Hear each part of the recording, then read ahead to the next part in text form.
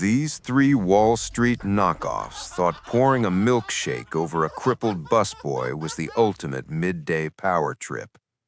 They had absolutely no idea that in less than 20 minutes, they would be weeping on the floor, begging this broken man for their miserable lives. But right now, in the middle of a bustling Tuesday lunch rush, the ringleader, a slicked-back corporate vulture reeking of expensive cologne and cheap arrogance, tilted a thick, freezing chocolate shake directly over the busboy's head. The heavy liquid cascaded down the older man's graying hair, soaking into his cheap canvas apron and pooling in his lap. "Oops," the suit smirked. "Guess you can't bust tables from a wheelchair, huh, Pops? Hey, hero, you missed a spot. Or does the wheelchair not pivot?" His two buddies erupted into braying hyena-like laughter, the sound cutting through the quiet cafe like shattered glass. The busboy didn't flinch. He didn't raise a hand to wipe the stinging sugar from his eyes, nor did he lash out at the men invading his personal space. Beneath the humiliation, his posture was rigidly, unnaturally still. He absorbed the taunts with a hardened, deadpan expression, his jaw locked so tight the muscles twitched. Every patron in the diner stared. They were paralyzed by the awkward cruelty of the moment, watching as a man who had sacrificed his body for his pantry was reduced to a punchline. He simply gripped the wheels of his chair. He prioritized his minimum wage job and the daughter he had to support over his bleeding pride. He slowly turned his chair around, leaving a sticky trail on the linoleum, and pushed himself toward the employee restroom. In the bathroom, he splashed cold water on his face. For a split second, the running faucet sounded like chopper blades. He gripped the sink, stared at a faded photo of his old SEAL squad taped to the mirror, locked the memories away, and rolled back out onto the floor. 10 minutes later, his soiled apron swapped for a fresh, dry one. The veteran rolled back onto the busy floor. He ignored the snickering suits and approached a corner booth. Sitting there, entirely walled off by oversized headphones and a thick layer of teenage resentment, was his daughter, Claire. She stared blankly at her phone screen, visibly trying to shrink into the cracked vinyl booth to avoid being associated with him in public. He set a strawberry milkshake in front of her, a clumsy peace offering from a guy who only knew how to connect with the 4-year-old she used to be. He gently tapped the table, offering to take her to a movie when his long shift finally ended. Claire yanked her headphones down.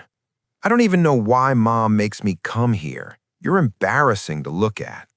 As the veteran sat there, absorbing the absolute hatred radiating from his own flesh and blood, a shadow fell over the table.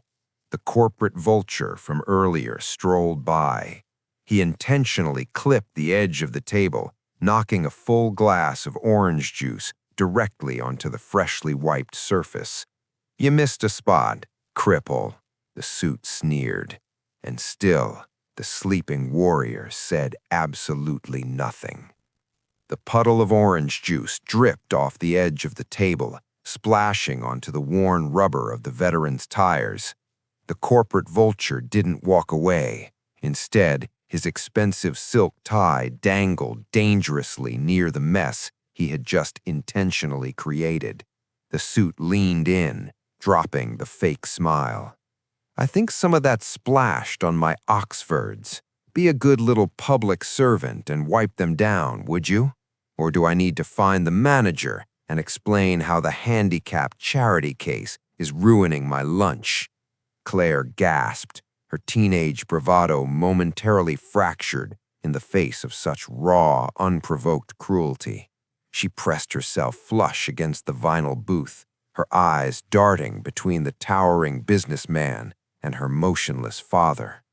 The veteran did not yell, he didn't grit his teeth, and he didn't reach for the heavy glass pitcher sitting inches from his scarred knuckles. The profound, terrifying calmness of a man who had survived close-quarters combat in Fallujah, settled over his features.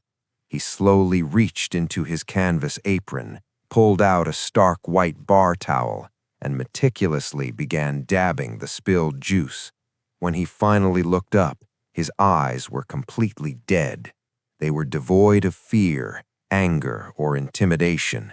He stared straight through the businessman's chest, assessing the man not as a threat, but as an irrelevant, noisy obstacle. Mistaking this chilling silence for submission, the ringleader scoffed loudly, shooting his cuffs. "That's what I thought. Know your place, old man." He turned his back, laughing with his two cronies as they sauntered back toward the center of the diner, their egos inflated by the crushing of a helpless target. Claire watched them go, her face burning with a confusing mixture of shame and fury. She wanted her father to stand up, to shout, to do absolutely anything other than sit there like a broken toy. But her father's attention had already shifted entirely away from the men in the suits.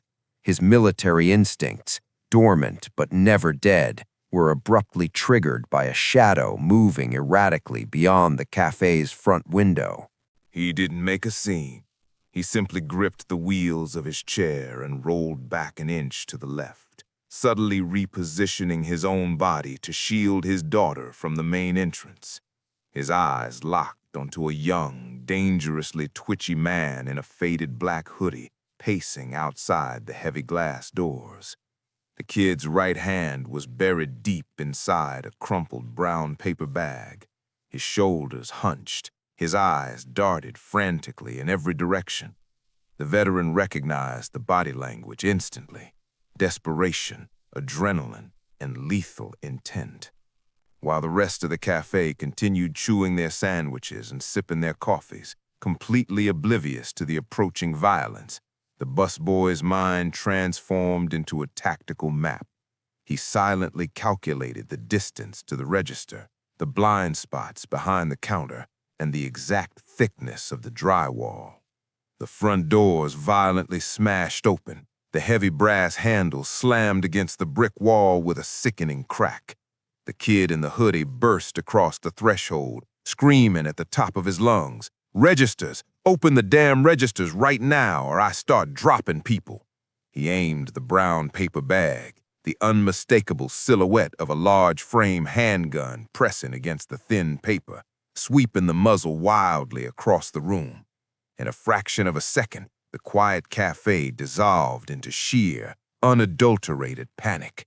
Customers stampeded, knocking over chairs and fighting for the exits in blind panic. Claire shrieked. She dived blindly underneath the table, her hands covering her head in absolute terror. As for the Wall Street alpha males who wanted their shoes shined, they instantly collapsed into whimpering puddles. The ringleader dropped to his custom-tailored knees. His hands flew over his slick-back hair as he openly sobbed, trying to crawl beneath the flimsy wooden chair. All their wealth, all their entitlement, and all their manufactured alpha male posturing evaporated the moment a piece of cold steel entered the equation. But amidst the screaming and the chaos, the veteran's posture fundamentally changed. He sat perfectly upright, his hands resting lightly on the armrests, his heart rate steady.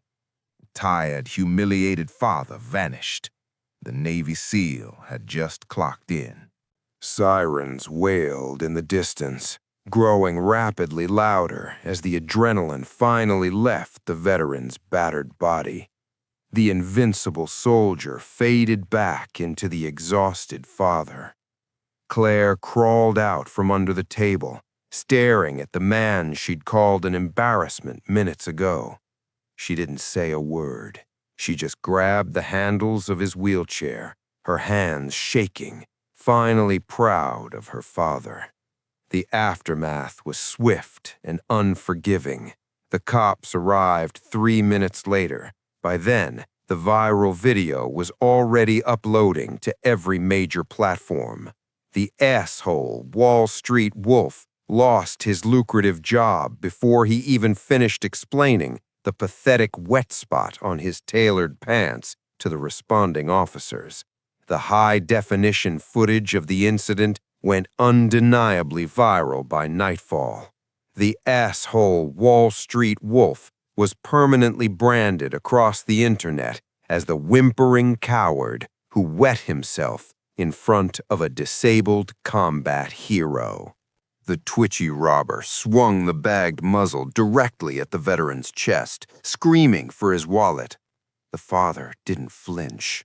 He just stared at the trembling paper bag and let out a dry, humorless chuckle. "It's in my inside pocket," the veteran stated calmly. "But you're gonna hurt yourself with that." The robber blinked. His panicked brain failed to process the utter lack of fear radiating from the man in the wheelchair. The veteran tilted his head, his voice cutting clearly through the hysterical sobs of the cafe patrons. "Bagging the gun is smart, catches the brass, hides the residue. But by the silhouette, that's a Colt 45. You fire one round, the slide catches the paper, jams the weapon, and that bag bursts into flames." The kid's eyes widened. He looked down at the bag, a fatal second of hesitation shattering his fragile control. Desperate to regain the upper hand, the robber's wild eyes darted downward, spotting Claire's trembling Converse sneakers protruding from beneath the booth. He shoved the gun toward the teenager, threatening to put a bullet in her if the old man didn't shut his mouth. That was his final mistake. The threat to his blood ignited an ancient, dormant fire. Defying his broken spine, he launched his upper body over the table, using his sheer dead weight to drag the kid down. He slammed the punk's gun hand against the fiberglass booth until a sickening snap echoed through the diner.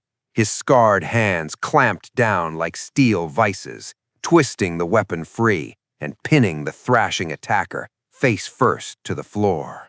The heavy silence that followed was broken only by the pathetic whimpering of the three Wall Street bullies. The veteran, breathing heavily from the floor, expertly checked the chamber of the confiscated weapon, popping the magazine out with a sharp click before hauling his dead weight back up into his chair. He turned his icy gaze to the corporate vulture who had mocked him. The ringleader was still curled in a fetal position under a table, a dark, spreading stain of urine soaking through his expensive tailored trousers. The color completely drained from the arrogant businessman as he stared up at the helpless cripple who now held absolute, terrifying command over the room. Several patrons had already pulled out their phones. They recorded not just the heroic takedown, but the pants-wetting cowardice of the man who'd poured a milkshake on a hero. The veteran tossed his soiled bar towel directly onto the vulture's lap. "Clean yourself up," he commanded, a ghost of a smirk touching his lips. "You're embarrassing yourself."